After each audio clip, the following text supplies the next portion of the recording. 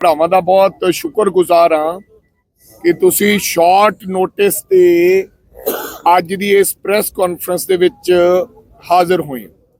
ਸਾਡੇ ਵਿਚਕਾਰ ਛੱਤੀਸਗੜ੍ਹ ਦੇ ਸਾਬਕਾ ਮੁੱਖ ਮੰਤਰੀ, ਕਾਂਗਰਸ ਕਮੇਟੀ ਦੇ ਜਨਰਲ ਸੈਕਟਰੀ, ਪੰਜਾਬ ਮਾਮਲਿਆਂ ਦੇ ਇੰਚਾਰਜ ਸ਼੍ਰੀ ਭੁਪੇਸ਼ ਬਘੇਲ ਜੀ ਆਏ ਹੈ।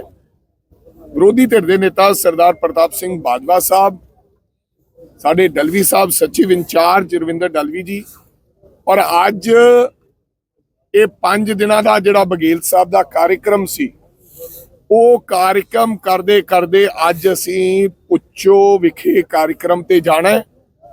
अज उन्होंने शहर निवासियों नूं सारियां नूं सुबह ये मिलनी प्रोग्राम सीगा संबोधन किया। सो मैं इन्नी जानकारी दिंदा होया आदरणीय भुपेश बघेल जी नूं जिहड़े पंजाब मामलिਆਂ ਦੇ इंचार्ज ने, ਉਹਨਾਂ ਨੂੰ ਗੁਜ਼ਾਰਿਸ਼ ਕਰੂੰਗਾ ਕਿ किस तरह का जो उन्होंने अनुभव रहा है पंजाब के दौरे का और पंजाब के हालात किस तरह के है और मनरेगा दे बारे वो तुहानू अपने गलबात तुहाडे नाल करनगे। श्री भुपेश बघेल। सभी पत्रकार साथियों का स्वागत करता हूं और इस पत्रकार वार्ता में हमारे प्रदेश कांग्रेस कमेटी के अध्यक्ष राजा वड़िंग जी, हमारे विधायक दल के नेता आदरणीय प्रताप सिंह बाजवा जी, हमारे राष्ट्रीय सचिव आदरणीय दलवी जी और जिला के प्रधान आदरणीय राजन गर्ग जी और सभी वरिष्ठ नेतागण, सबका मैं स्वागत करता हूं। मुख्य रूप से बात मनरेगा में जो बदलाव लाया गया केंद्र सरकार के द्वारा, और जोर से बोलना है। हाँ जी सर। सरकार ने ग्रामीण अर्थव्यवस्था को चौपट करने का ठान लिया है। पहले तो किसानों का आय दुगुनी करने की बात उन्होंने कही थी, लेकिन वो 3 काले कानून ले आए और अब जो कानून में बदलाव किया है वो मनरेगा में, जो मनरेगा 100 दिन रोजगार प्राप्त करने का अधिकार देता है। जो डिमांड बेस्ड प्रोग्राम था, कोई भी मजदूर रोजगार मांग सकता था, रोजगार लेने का उसको अधिकार मिला हुआ था। वो जो मूल भावना है उसे खत्म कर दिया गया है। अब वो डिमांड बेस्ड प्रोग्राम नहीं रहा। दूसरी बात ये है कि मनरेगा में जितने भी मजदूरी का भुगतान है वो केंद्र सरकार करती थी 100%। इसमें जो मटेरियल वाला कंटेंट है उसमें 90-10 का रेशियो था, लेकिन मजदूरी का भुगतान तो 100% केंद्र सरकार करती रही है। लेकिन अब उसमें बदलाव जो किया गया है वो 60-40% का, यहाँ राज्य सरकारों पे 40% थोप दिया गया है। बहुत सारे राज्य हैं जिनके जो बहुत सारी केंद्रीय वित्त पोषित योजनाएं हैं उसको लागू नहीं कर पाती क्योंकि उसके पास 40% राशि नहीं होती। अभी आपने देखा कि मनरेगा का काम जिस प्रकार से कांग्रेस शासनकाल में पंजाब में चलता था वो अब बंद हो गया है। जब से भगवंत मान जी की सरकार बनी है तब से वो 10% की भी राशि है, मैचिंग ग्रांट है, वो भी नहीं दे पा रहा है।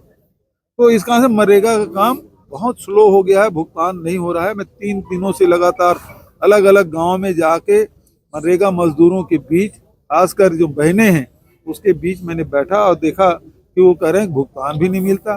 दूसरी बात ये है कि आज वो जो थंब इम्प्रेशन जो हाजिरी लगा रहे हैं, काम कहीं और हो रहा है, हाजिरी कहीं और लग रही है। कई किलोमीटर पैदल चलना पड़ता है। जितना मनरेगा मेहनत नहीं करना पड़ता उससे ज़्यादा मजदूरी लेने के लिए, उसके हाजिरी लगाने के लिए पहले रजिस्टर में काम हो जाता था, अब तो फोटो भी खिंचाओ। तो ये बहुत सारी परेशानी हो रही है राज्य सरकार के द्वारा और केंद्र सरकार के द्वारा। तो कुल जो मूल आत्मा है उसे समाप्त करने का काम मोदी सरकार ने किया है। और मुख्य रूप से बात यह है कि 40% यदि आप बजट देने के लिए राज्य सरकार के लिए बात करेंगे तो ये स्थिति है, न 9 मन तेल होगा, न राधा नाची। आपके पास पैसा होगा नहीं, ये योजना चलेगी नहीं और गरीबों को जो अधिकार है छीन लिया जाएगा।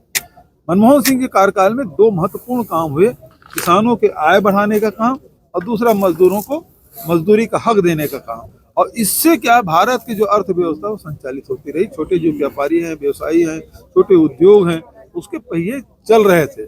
जब से मोदी सरकार आई है तब से केवल उनको अपने जो औद्योगिक मित्र हैं उनको उनके लाभ के लिए सारी योजनाएं हैं। ये जो 40% पैसा बचेगा वो भी उनके लिए जाएगा। अभी तक के जितने पोर्ट है, एयरपोर्ट है, खदान है, प्लांट है, वो सब तो दे दिया। अब मजदूरों का जो पैसा है, पहले किसानों पे निगाह थी, किसानों पे निगाह करके वो 3 काले कानून लाए ताकि अपने मित्रों को मदद कर सके, लेकिन किसान सजग रहे और उसकी सजगता के कारण 3 काले कानून वापस हुए। कांग्रेस पार्टी की बहुत महत्वपूर्ण भूमिका थी, लेकिन ये असंगठित मजदूर हैं, इसकी लड़ाई कांग्रेस पार्टी ने लड़ने का फैसले, खड़गे साहब, राहुल जी ने कहा कि ये लड़ाई मजदूरों की लड़ाई हम लड़ेंगे, और उसके तहत पंजाब प्रांत में बहुत बढ़िया कदम उठाया। पहले प्रेस कॉन्फ्रेंस हो गया, दूसरा अभी 5 दिन से लगातार कार्यक्रम हो रहे हैं। हमारे पीसीसी चीफ, हमारे एलओपी, सारे तमाम जो स्टेट लीडरशिप है, वो सब अलग अलग सभाओं में, अलग अलग कार्यक्रमों में सब सम्मिलित होते जा रहे हैं। तो एक जो संयुक्त जो नेतृत्व है, श्रमिक नेतृत्व, वो दिखाई पड़ रहा है, और इसके तहत मजदूरों बड़े आसान्वित हुए हैं। उनको लगा कि कांग्रेस पार्टी आवाज दी है, तो मनरेगा मजदूर घर से निकल के इस ठंड में, जहाँ 2 डिग्री 3 डिग्री टेम्परेचर है, जहाँ विजिबिलिटी बहुत कम है, ऐसे समय में 11 बजे से लोग उपस्थित हो रहे हैं, और ये बता रहा है कि मनरेगा मजदूरों को विश्वास कांग्रेस पार्टी पर है कि उन्होंने लागू भी किया और बचाने का काम भी कांग्रेस पार्टी करेगी। ये विश्वास मजदूरों का है, और इसलिए बड़ी संख्या में, हजारों के तादाद में हर कार्यक्रम में लोग आ रहे हैं, चाहे सुबह का कार्यक्रम हो चाहे शाम का कार्यक्रम। दूसरी बात यह है, पंजाब में लॉ एंड ऑर्डर की स्थिति बेहद खराब है। आज शादी के मंडप में सरपंच गोली मार दी जा रही है, इससे बड़ी बात क्या होगी। आज मतलब यह है कि नए साल में 9 हत्याएं हो गई, ये स्थिति यहाँ। शिक्षा की आप व्यवस्था देखें, 4 साल बीत गए, मान साहब की सरकार में एक नया स्कूल नहीं खुला। उन्होंने स्कूल को रिपेयरिंग कर देना अलग बात है, लेकिन एक स्कूल नहीं, एक मेडिकल कॉलेज नहीं, एक हॉस्पिटल तक नहीं खुला, और हजारों करोड़ रुपया, लाखों करोड़ रुपया। हाँ, दावा क्या करते थे कि हम जो घाटे की जो बजट है वो समाप्त कर देंगे, लेकिन अब 4,000 करोड़ से भी, 4 लाख करोड़ से भी ज्यादा का उधारी इस सरकार पे, और 12,000 करोड़ रुपये लेने वाले हैं। आखिर पैसा जा कहाँ रहा है?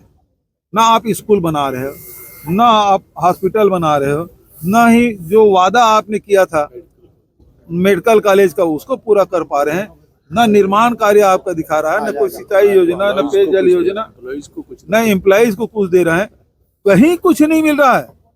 तो फिर पैसा उधार ले रहे हैं, वो जा कहाँ रहा है? ये दिल्ली के लोगों को ढोने का काम है।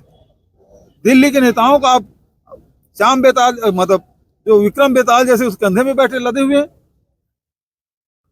ये स्थिति, भ्रष्टाचार का बोलबाला, जो रेत माफिया उसका बोलबाला, जो रेत माफिया खत्म करेंगे, उससे 20,000 करोड़ के आयन करेंगे, केजरीवाल ने कहा था, सब समाप्त हो गया। तो आज कानून व्यवस्था, निर्माण कार्य, विकास कार्य सब ठप हैं, केवल विज्ञापन में चल रहा है सरकार।